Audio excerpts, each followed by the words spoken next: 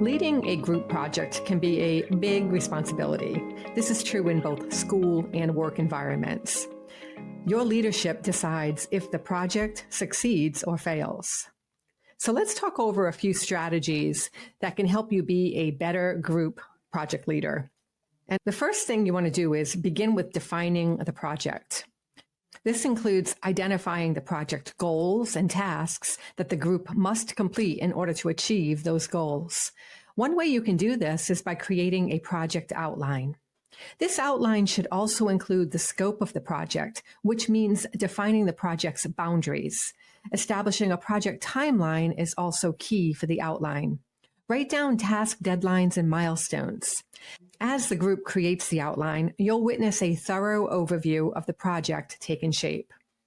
The next thing you want to look at is delegating tasks. It's important to identify these project tasks before assigning responsibilities to any of the group members.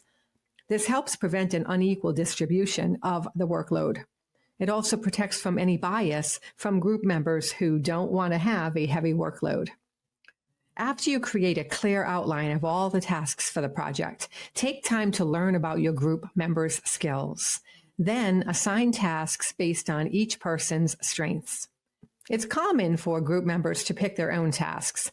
However, assigning tasks based on strengths helps the group work better together. People are less likely to frustrate each other if they work to their strengths.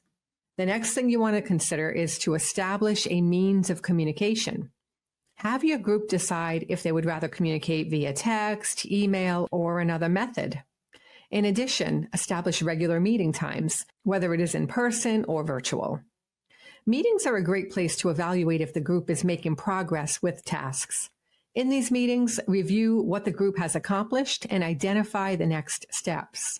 Another component to establishing consistent communication is setting up a home base for project updates. This can mean setting up a shared Google Drive folder where group members can upload files they have been working on. This is helpful for organizing information and having a way to visualize the group's progress.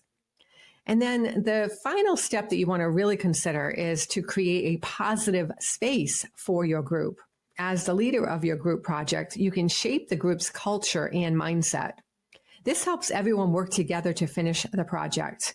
In Project Aristotle, researchers at Google found that the most successful teams fostered a culture that established psychological safety. This meant that team members felt safe to take risks and make mistakes without facing negative judgment. It's important to create a positive space. This space should encourage creativity and allow team members to share new ideas without judgment. Additionally, celebrating accomplishments and acknowledging the work that each person does is key to keeping the group highly motivated. By fostering a positive, welcoming environment, you can help make your group reach its full potential. For more professional advice, visit us at professionals.umbc.edu. Thanks so much for tuning in to this episode of UMBC's Mic'd Up Podcast.